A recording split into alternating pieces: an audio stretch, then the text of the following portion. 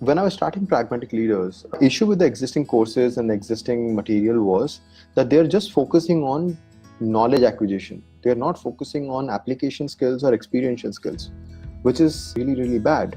Because in learning sciences, they prescribe that learning should follow or should have at least 3 tracks. It should have knowledge acquisition, it should have application, you should know how to apply something, and then finally you should have experience using all the concepts in a real world scenario.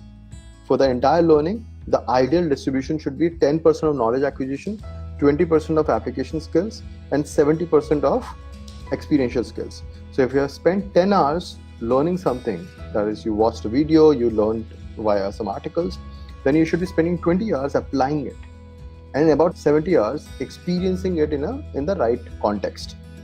So that is the split. Most of these courses that are floating around, even YouTube, they just talk about knowledge. You acquire the knowledge, and then application skill is up to you how you're going to teach yourself application skills. And experiential is gone for a toss. And that is why the completion rates of these courses is pathetic. Even for paid courses, the completion rate is about 15%. And for unpaid, free courses, the completion rate is about 2%. You know what else is 2%? Your gym membership. 100 people join on the first day, 2 people will perhaps complete the entire membership.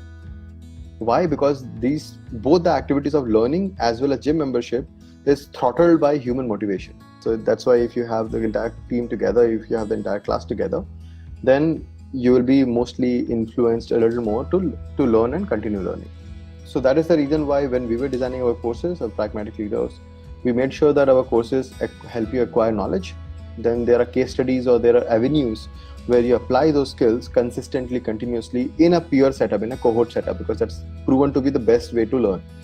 And then finally you get time and get opportunities to actually experience whatever you have learned. That's when you can become employable. That's when you are truly skilled.